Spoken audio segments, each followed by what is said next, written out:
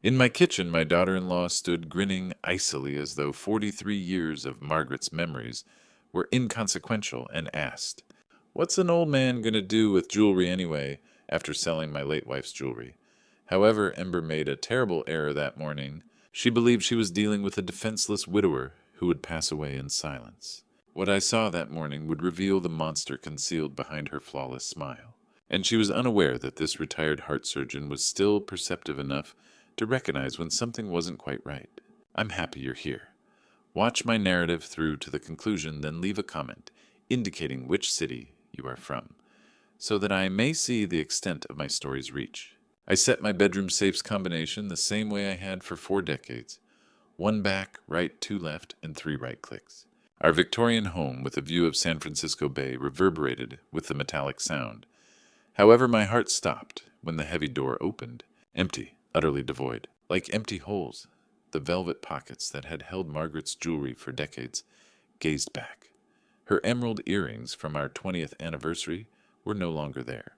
The sapphire ring from Cole's birth, the diamond tennis bracelet, and her mother's pearl necklace were all gone. 43 years of romance are gone.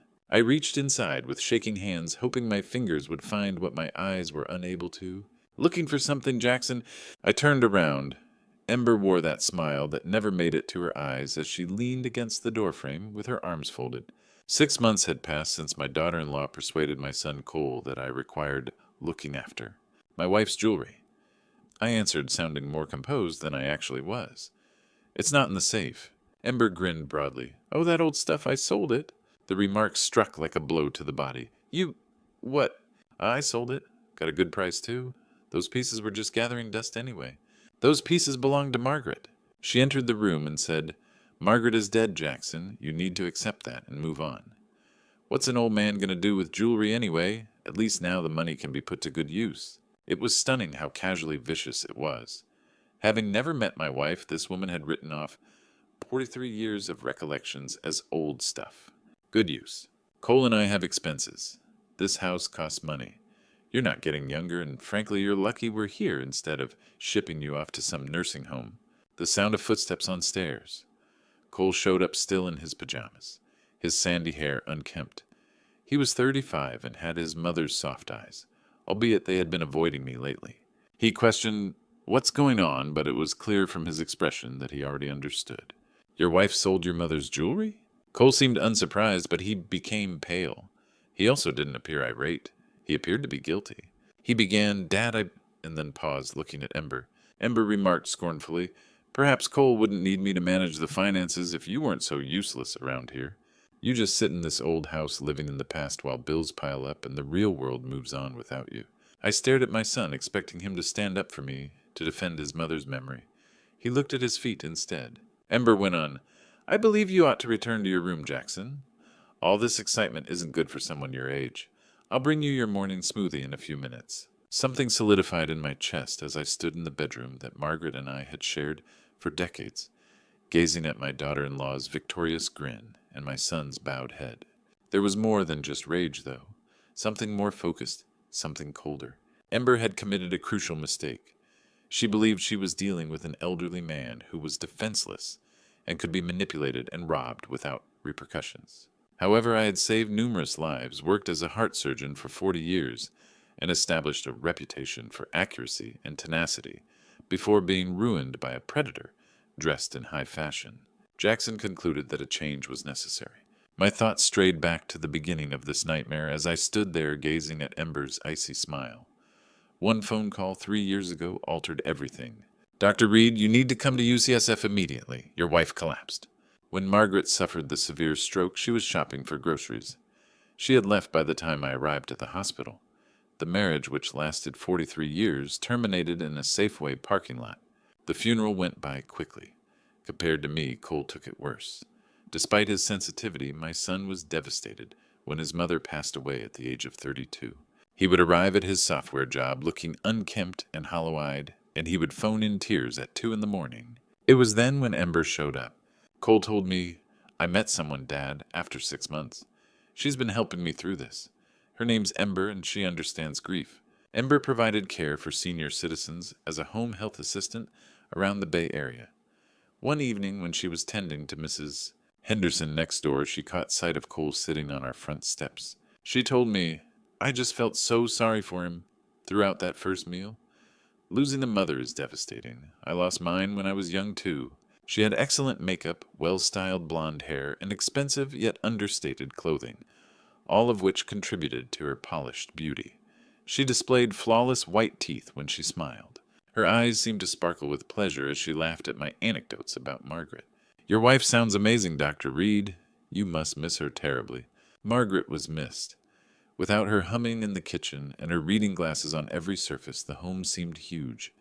This emptiness appeared to resonate with Ember. On her third visit, she said, "You know what might help? A morning routine. I make wonderful protein smoothies for my clients, packed with nutrients. Would you like me to make you one?"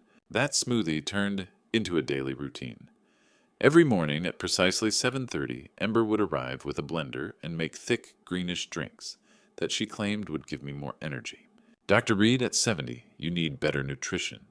These have everything: protein powder, spinach, berries, special vitamins. I researched the latest health trends for my elderly clients." Cole stayed here every night for 2 months. In just 4 months, he had returned temporarily to assist with my care. Cole said that the modest ceremony was what Mom would have wanted, something small and family-focused. By the 5th month, they had tied the knot at City Hall. Cole appeared happier than he had been since Margaret's passing, but I should have asked why he was in such a hurry. Now that she had a key, Ember was free to come and go, rearrange our kitchen, rearrange our furnishings, and become my official daughter-in-law. Cole would watch Ember rush around with proprietary assurance and exclaim, "She's amazing, isn't she, Dad?" I don't know what we'd do without her. Loneliness was lessened by having someone in the house. Ember anticipated our requirements, prepared lavish meals, and maintained everything immaculate. She would bring my newspaper along with my smoothie, change the temperature, and even take care of the household expenses after I told her how boring they had gotten. "Let me take care of this, Dr. Reed. You shouldn't worry about utilities and insurance. You're a renowned surgeon. Focus on important matters." Ember gradually assimilated into our everyday routine. She had ideas on everything, including which pharmacy, grocery store, and investment advisor would optimize my retirement savings. She would say, "Trust me," with her bright smile. "I've learned so much caring for successful people like yourself. I know what works." We did have faith in her. Cole was appreciative of someone who helped him feel less isolated. Seeing my son working again gave me a sense of relief. Ember appeared to be the solution to our problems. She was a capable, kind individual who had restored our home's brightness. What Ember was actually doing escaped my notice. In the uneasy calm that followed our altercation over Margaret's jewelry, the days went by. With the same radiant grin and her reliable blender, Ember arrived at precisely 7:30, carrying on with her morning routine as if nothing had happened. But I had changed in some way. "What's an old man going to do?" she said cruelly, and I kept thinking about it. This elderly man was going to listen. The second morning after learning of the theft, I hid behind the half-open door to my study in the hallway outside the kitchen. From there, I could see Ember getting ready in the morning without being seen. She retrieved ingredients from the cupboard and refrigerator as she walked through our kitchen with practiced efficiency. Almond milk, protein powder, frozen berries, and spinach. All the nutritious ingredients she had always insisted were in my daily smoothie. Then, however, she took a tiny glass vial containing white powder out of her bulging purse. My throat tightened each breath. After making sure Cole was still in the upstairs shower by looking toward the stairwell, Ember measured out a piece of the enigmatic powder with care. She examined it with the accuracy of someone who knew exactly what they were doing, holding it up to the early light coming in through our bay window. Any sound I might have made was drowned out when the blender roared to life. I stared in awe as she poured the unidentified ingredient into my smoothie, wiped the vial clean with a paper towel, and then put it back in her purse. She cried out gently, "Jackson," in the same kind tone that had deceived me for months, "Your morning boost is ready." I withdrew to my study and conducted my first solo surgery, my heart thumping as if I were 20 years old again. I contorted my face into what I believed was a look of gratitude when Ember came in the doorway carrying my regular glass of thick green liquid. "Thank you, dear. You're so thoughtful." She looked closely as I brought the glass to my lips and said, "Of course you know how much I care about your health. Drink it all up. You need your strength." I attempted to find any odd taste in the familiar blend as I sipped it. Beneath the sweetness of the berries was a hint of bitterness that had not been present in the beginning. For what duration had she been incorporating this unknown component? Weeks, months. Ember continued to observe me while I drank. I have some errands to run today, she added. Cole's working late again, so it'll just be us for dinner. I'm making your favorite, pot roast. I sat in my study after she went trying to process what I had seen. I had worked as a heart surgeon for decades, evaluating symptoms, interpreting data, and relying on my gut when something didn't make sense. And every feeling I had at the moment was warning me that something was seriously amiss. I became a spy in my own house during the course of the following 3 days. I committed Ember's routines to memory by writing down her arrival time, destination, and items touched. I watched her interactions with Cole. She was always loving in front of me, but I saw glimmers of annoyance when she believed no one was watching. The bodily changes I'd been ignoring were more concerning. The weariness that had been encroaching on me for months, the sporadic lightheadedness, and the way my hands would shake for no apparent reason. These symptoms I had ascribed to age bereavement and the inevitable decline that comes with becoming 70. Now, though, as I observed Ember's meticulous daily routine, I questioned whether there was another reason. I made the decision to carry out an experiment on the 4th day. I pretended to sip my smoothie when Ember brought it, but in reality, I let the most of it soak into a cloth napkin that I had tucked into my lap. There was a noticeable difference. My mind was clearer by the afternoon than it had been for months. My ideas started to clear from the lingering fog of my brain. I had more steady hands. A chilly certainty settled in my chest that night as I saw Ember walk through our home with her proprietary confidence touching Margaret's belongings and reorganizing our lives to fit her wishes. I sensed that something was seriously off. By the 6th day after learning of the theft, I was unable to disregard the advice from my medical education. The months of inexplicable symptoms, the enigmatic white powder, and my improved lucidity, after skipping the smoothie, all pointed to one horrifying conclusion. They were poisoning me. I drove to my former office at UCSF that morning and informed Ember that I had a doctor's appointment. It was like traveling back in time to the cardiology department. My old co-worker, Dr. Patricia Williams, welcomed me with concern. "Jackson, you look tired. How are you holding up since Margaret—" "That's actually why I'm here, Patricia. I need to run some tests on myself, and I need your discretion." She didn't ask me any questions, but she did raise an eyebrow. She was aware that I didn't make pointless demands after we had been friends for 40 years. I meticulously listed my symptoms in the privacy of an exam room, just as I would if I were assessing any other patient. Check for fatigue. Check for intermittent nausea. Visual disturbances. Yes, there were times when I saw halos surrounding lights, and colors seemed too bright. I had ascribed my confusion and memory loss to grieving. I had detected an irregular heartbeat, but had written it off. I felt cold to my core as the pattern became apparent. "Patricia, I need you to draw blood for a comprehensive toxicology screen. Include cardiac glycosides, specifically digitalis compounds." Her face turned white. "Jackson, what aren't you telling me? I think someone is trying to kill me." Between us, the words lingered. The horror became true when they were spoken aloud, unlike when they were suspected privately. She began, "Who would—" and then stopped. "Never mind, let's get your blood drawn." I sat in my former office and gazed at the San Francisco skyline while we awaited the lab results. I had been fighting death and rescuing lives in this facility for 40 years. I was aware of the irony that I may become a victim in my own house. It buzzed on my phone. "Ember sent you a message. Hope your appointment goes well. Made extra smoothie for when you get home. XOXO." Knowing what I now knew, the nonchalant affection in that message made my stomach turn. Patricia came back 2 hours later with a folder in her hands and a worried expression on her face. "Jackson, sit down." I didn't move. "Just tell me." "Your digitalis level is 3.2 nanograms per milliliter. Therapeutic range is 0.5 to 2.0. You're in the toxic range bordering on potentially lethal." There was a slight tilt to the room. Hearing the confirmation was like a hit to the chest, notwithstanding my suspicions. "How long?" I inquired. "Based on these levels and your symptoms, I'd say you've been ingesting small amounts regularly for months. Whoever is doing this knows exactly what they're doing. Enough to cause chronic toxicity and gradual decline, but not enough to trigger an acute crisis that would send you to the emergency room." "It's my daughter-in-law. She makes me a protein smoothie every morning." Patricia's face became stern. "Jackson, this is attempted murder. You need to call the police." Not yet. I need more evidence. She's clever. She'll deny everything, claim I'm having senior moments, that grief is affecting my judgment. I need proof that will stick. This blood test is proof. It's proof I've been poisoned. It's not proof she did it. I need to catch her in the act. Patricia took hold of my arm. Jackson, you could die. One bad batch one day when she decides to increase the dose, and your heart could stop. I turned to face my longtime friend, the woman who had supported me during innumerable surgeries, and who had relied on my judgment in dire circumstances. Then I better work fast. I came to the realization that my predicament was far more perilous than I had first believed as I drove home through the well-known streets of San Francisco, past the Victorian homes that had provided refuge to families for more than a century. Ember was slowly killing me in addition to robbing me. It was worse than I thought it would be. My blood was proved to be poisoned by digitalis. Thus I had evidence of an attempted murder, but not of the killer.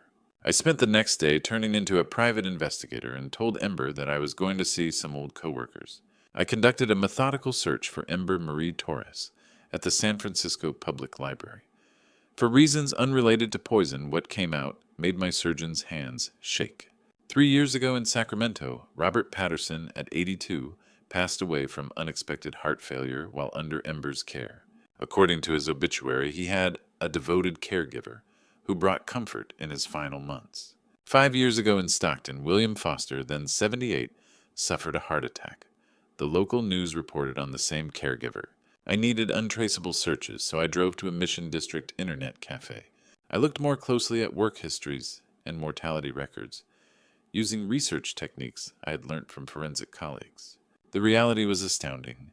8 distinct older males from Nevada, Oregon, and California, all affluent widowers.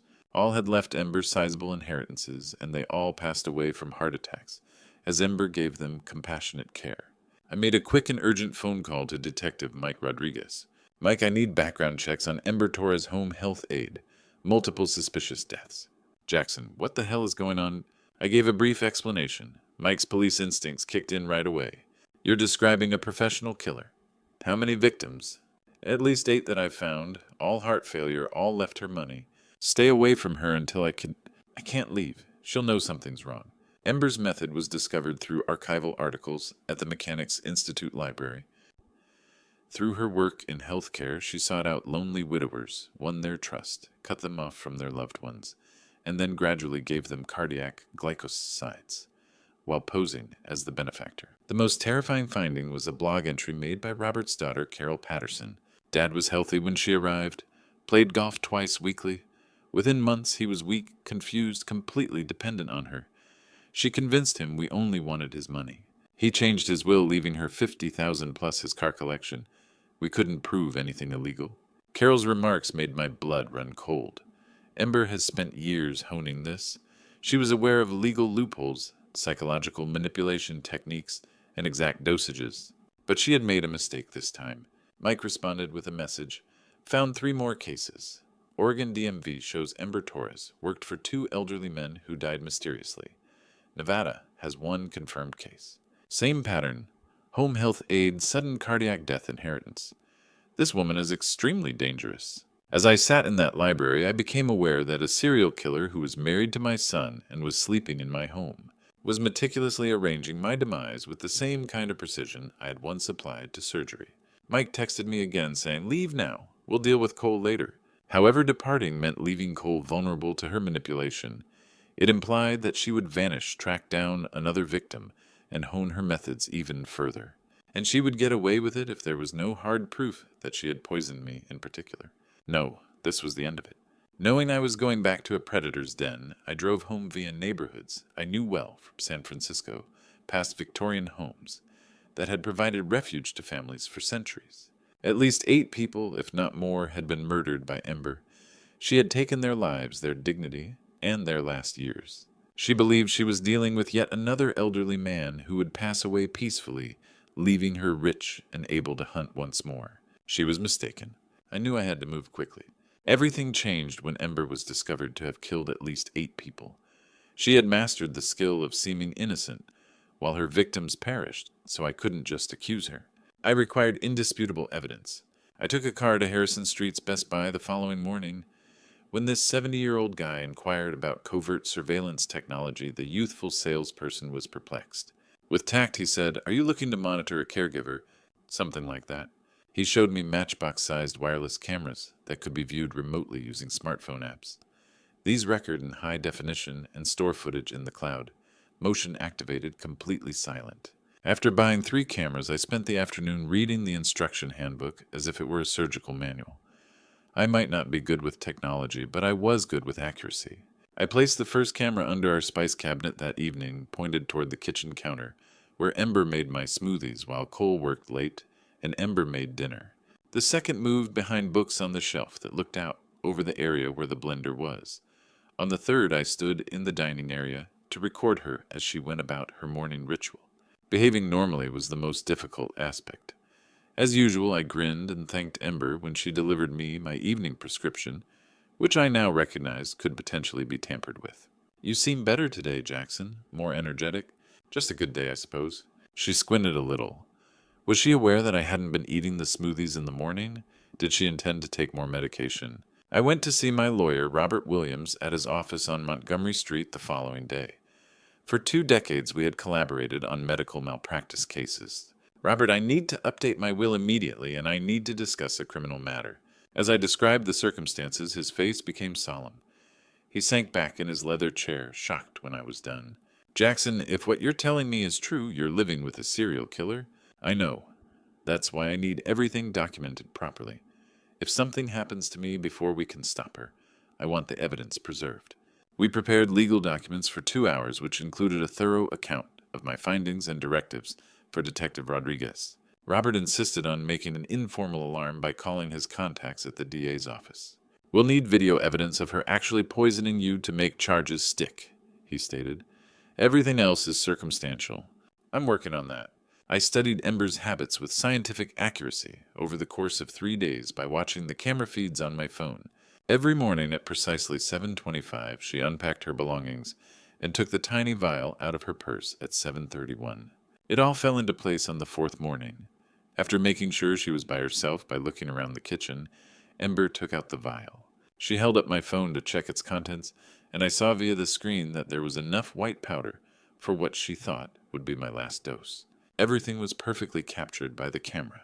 Her face, the vial, the precise measurement, and the purposeful addition to my smoothie. Knowing that she was planning my demise, she even grinned while stirring the mixture. However, I was prepared this time. "Jackson, your morning boost is ready," she said, and I smiled back as I walked through the kitchen doorway. "Thank you, Ember. You're so thoughtful." I took the glass, lifted it to my mouth, and placed it on the counter. "Actually, I'm not very thirsty this morning." Ember appeared truly surprised for the first time since I'd known her. "But Jackson, you need your vitamins. Your health depends on it." I looked her in the eyes and asked, what exactly is in this smoothie, Ember?" A glimpse of the predator, hiding behind her compassionate exterior, flashed across her features. I noticed the small tightening around her eyes, but her voice stayed steady as she said, "Just the usual ingredients. Protein spinach berries." I showed her the camera app on my phone, which showed the spice cabinet's live feed. When she realized what she was witnessing, her face turned white. "Smile, Ember, you're on camera." Everything was prepared for my future move. Ember's flawless mask finally came off as she gazed at my phone screen, revealing that she had contaminated my smoothie. I wasn't done, though.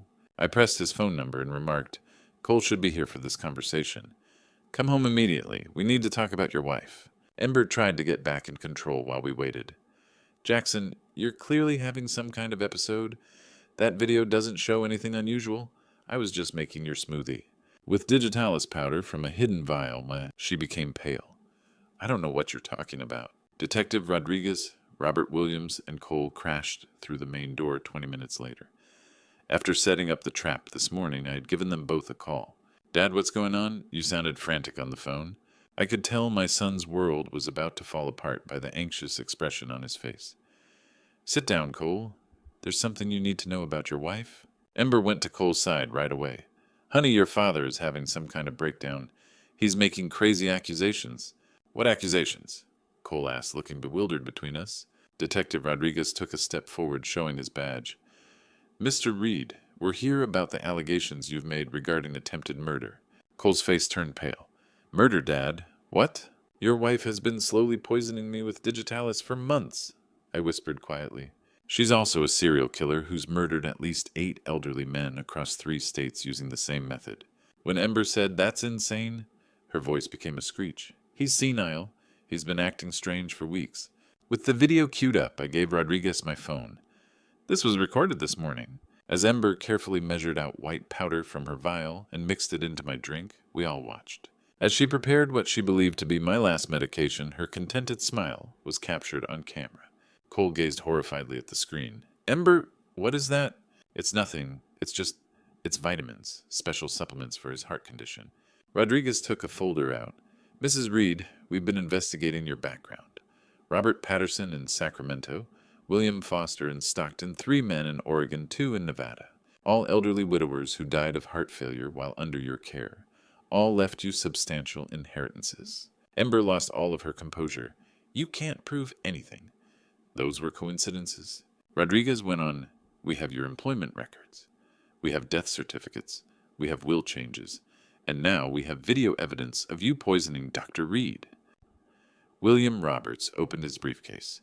"We also have Dr. Reed's blood work, showing toxic levels of digitalis, along with documented testimony from his colleague, Dr. Patricia Williams at UCSF. Cole got up unsteadily. "Ember, tell me this isn't true. Tell me you didn't."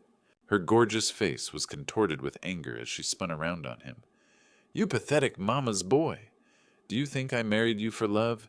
I needed access to this house, to his money. Your father was supposed to be dead months ago." Her voice was so full of raw contempt that Cole stumbled back. You were killing my father." Ember's meticulous facade had fallen apart. He was old, useless. At least his death would have served a purpose. "I've worked too hard perfecting this to let some senile old fool ruin everything." Rodriguez approached her while wearing handcuffs. "Ember Torres Reed, you're under arrest for attempted murder and conspiracy to commit murder." "Wait!" she cried out loud. "You don't understand. I helped those men. They were lonely, forgotten. I gave their deaths meaning." Ember continued to rage about her victims, while Rodriguez read her rights, confirming information we had only suspected. With his face between his hands, Cole took a heavy seat. "Dad, I'm so sorry. I should have protected you." I touched the shoulder of my son. "She's very good at what she does, Cole. She fooled a lot of people." Ember made one final turn around as they escorted her away in handcuffs. "You think you've won, old man? There are others like me out there. You can't save everyone." "Maybe not," was my response. "But I saved myself, and now I'll make sure no one else becomes your victim." My house felt genuinely quiet for the first time in months as the door shut behind them. It's the stillness of safety, not the deafening silence of loneliness. At last justice was done. 3 months after Ember's arrest, I sat in San Francisco Superior Court as Judge Patricia Martinez delivered the verdict. "Ember Torres Reed, you have been found guilty on 8 counts of first-degree murder and 1 count of attempted murder. This court sentences you to life in prison without parole." Bailiffs led Ember away without emotion. In the front rows sat the families of her victims, sons and daughters who had lost fathers to her greed. Robert Patterson's daughter Carol squeezed my hand as we watched justice close a dark chapter. "Thank you for stopping her," she whispered. "Dad would be proud." Outside the courthouse, Detective Rodriguez shook my hand. "Dr. Reed, your investigation was better than most professionals. You saved lives by catching her." Beside me stood Cole, a changed man still haunted by the guilt of having unknowingly helped a serial killer. That night, in our newly renovated living room, warm with colors Margaret would have loved, he finally spoke. "Dad, I failed you. I brought that monster into our home. I let her poison you while I stood by." I met his tearful eyes. "Cole, she was a trained predator. She studied psychology, mastered manipulation. You weren't weak, you were grieving. But I should have protected you. You're protecting me now. That's what matters." The ordeal transformed our relationship. Cole was no longer a dependent son, but a partner in rebuilding our lives. He entered therapy, rediscovered strength, and began dating Sarah, a kind teacher who filled our home with laughter again. But my own transformation was even deeper. What I thought I'd lost with retirement purpose had returned. I began teaching seniors at the Fillmore Street Community Center about healthcare and financial fraud prevention. With my medical background and hard-earned experience, I recognized warning signs others might miss. Dr. Reed asked 80-year-old Martha Henderson one day, "Is it normal for my new caregiver to ask about my bank accounts?" Within hours, we uncovered another potential predator, a home aide targeting multiple clients. After I called Detective Rodriguez, she was arrested before she could harm anyone. Word spread quickly through San Francisco's senior community. Families began calling me when something felt off with their loved ones' caregivers. Cole jokingly called our Victorian home Dad's detective agency. I smiled at the irony. Ember hadn't created her next victim. She'd created her worst enemy, an old man with medical knowledge, legal contacts, and nothing left to fear. 6 months after the trial, I founded the Margaret Reed Foundation for Elder Safety, funded partly by money recovered from Ember's crimes. The foundation ran a hotline educated families about warning signs and offered free background checks for caregivers. One evening, as I stood in my study gazing at Margaret's photo, I felt her presence as vividly as the day we first met.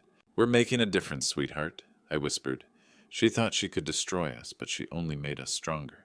Cole appeared in the doorway. "Dad, there's a call from Portland. An elderly man thinks his caregiver is stealing from him." I smiled, picking up the phone. At 71, I had found my true calling not as a retired surgeon fading into irrelevance, but as a protector of society's most vulnerable. Ember had been wrong about everything. Age hadn't made me weaker, it had made me wiser. Experience had become my armor, compassion my weapon. And through every person I helped, every predator I stopped, Margaret's love lived on. The old man she tried to kill had become something she never expected, an unyielding warrior. Looking back, I realized that what Ember meant to destroy me became my greatest revelation. She saw an old man to exploit, but God had other plans. The Lord allows us to walk through darkness, not to break us, but to reveal the strength we didn't know we had. Her betrayal taught me that evil often wears a beautiful mask. Predators who target the elderly are more common than people admit. Ember's story isn't unique, but it reminds us that trust must be earned, not given freely. I hope my story proves that age does not mean weakness. Watching Cole fall into her trap was the hardest part. Manipulators divide families, turning loved ones against each other. Yet through God's grace, we rebuilt our bond. Sometimes the Lord even uses our worst pain and the most dangerous people to teach us forgiveness and redemption. To my fellow elders, we are not disposable. Our years and experiences are shields against deceit. We protect others with our stories of survival. When someone treats you as less than human, remember you've built families, endured hardships, and earned wisdom no predator can steal. Margaret always said God never gives us more than we can bear. Through her memory and his guidance, I found a new purpose. Every senior I've helped since reminds me that life still has meaning, our stories still matter, and our wisdom still shines. Don't let anyone tell you your best days are behind you. Sometimes, like me, you're just getting started. If this story touched you or reminded you of someone special, share it below. Tell me about the inspiring elders in your life, and remember to follow for more stories that celebrate strength, wisdom, and the enduring power of every generation.